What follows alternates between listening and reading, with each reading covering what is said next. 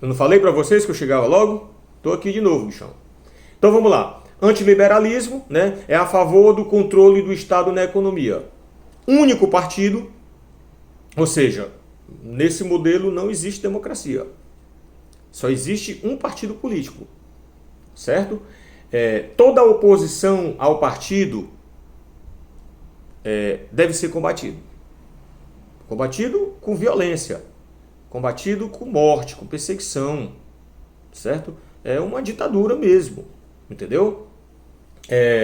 Culto ao líder, ao governante. Porque o governante, para eles entendem que o governante é o líder, é o guia da nação, certo?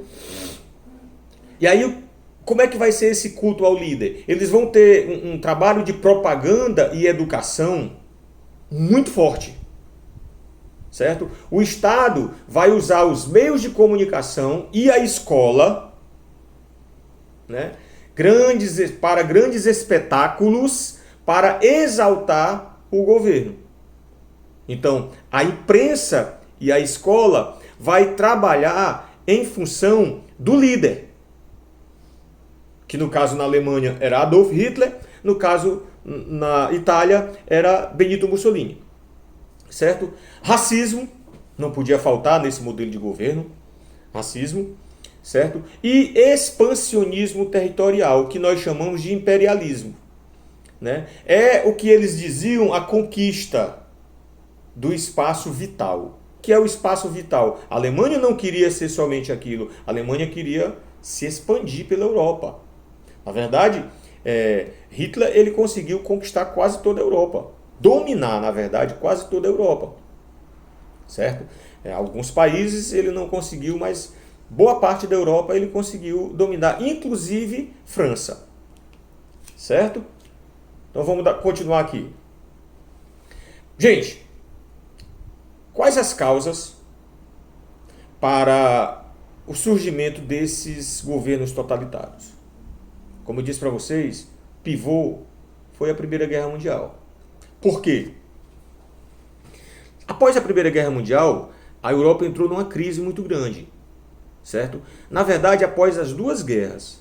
Por quê? Porque tanto a Primeira Guerra Mundial como a Segunda Guerra Mundial foi na Europa. Nós vamos ter a Ásia um pouquinho, nós vamos ter a África também um pouco, certo? Mas o foco mesmo da guerra vai ser a Europa, certo? Não sei se vocês recordam, mas quais eram os países, quais eram as duas frentes da Primeira Guerra Mundial? De um lado nós tínhamos França, Inglaterra e Rússia, não é isso? Do outro lado nós tínhamos Alemanha, Itália e Império Austro-Húngaro.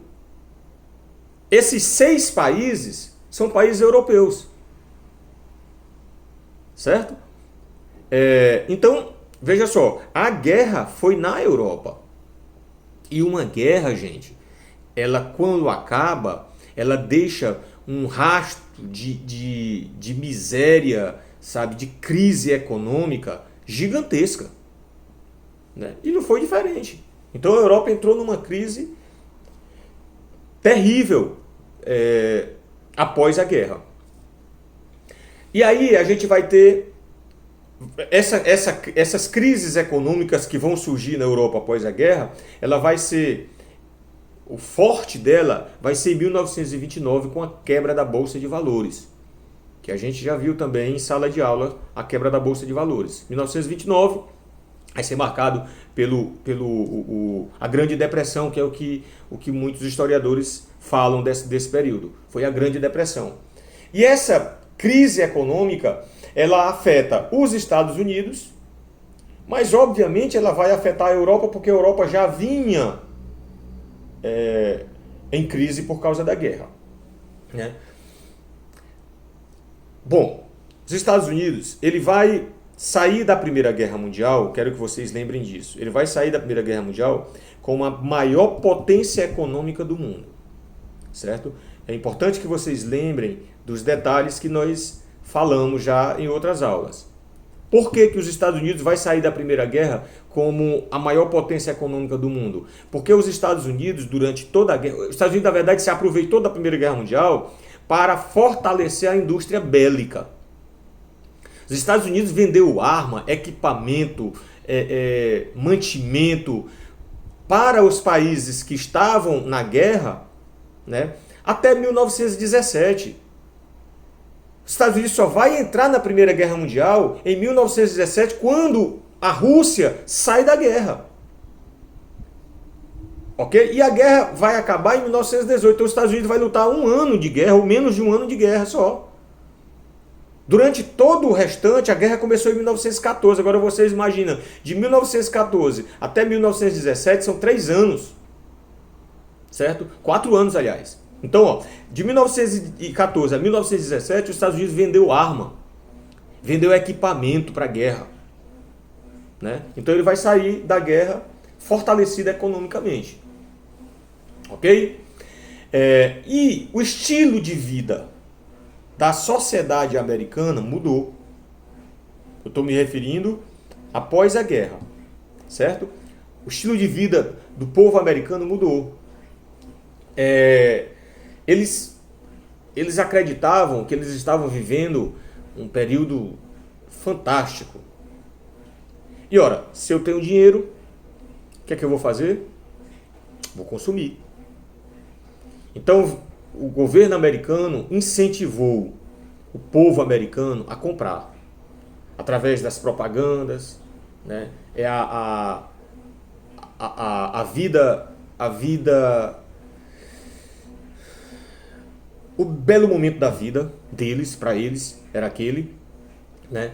Então eles começaram a consumir. Os produtos que eles consumiam eram os produtos industrializados, né?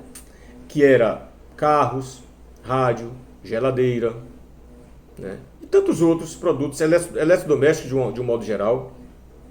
Certo? O que é que vai acontecer? A Europa vai passar por um tempo, os Estados Unidos vai viver esse momento de glória, ok?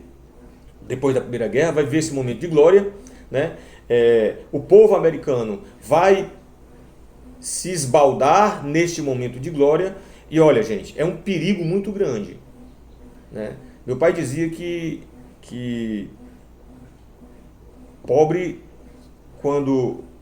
não tem nada, quando ele ganha alguma coisa, ele não sabe nem o que fazer com aquilo. Certo? E era mais ou menos o que o povo americano estava vivendo. A classe média americana estava vivendo um luxo muito grande. E eles começaram a gastar excessivamente. E esse gasto excessivo acabou gerando o que nós chamamos que foi... os investidores começaram a criar uma ideia falsa de enriquecimento da Bolsa. Né? Ações de determinadas empresas que não eram tão importantes, eles começaram a armar um esquema, uma jogada, né? Para que as pessoas acreditassem que essas empresas estavam em alta. E as pessoas começaram a investir o seu dinheiro na Bolsa de Valores. Investir comprando ações, né, através da especulação. Ninguém sabia que estava havendo uma especulação, mas estava havendo principalmente no meio imobiliário. Então as pessoas começaram a gastar, investir o seu dinheiro, e quando foi em 1929, a Bolsa quebra e os investidores ficaram sem nada. Galera, eu vou dar mais uma pausa, daqui a pouco eu volto com mais outro vídeo. Espera aí!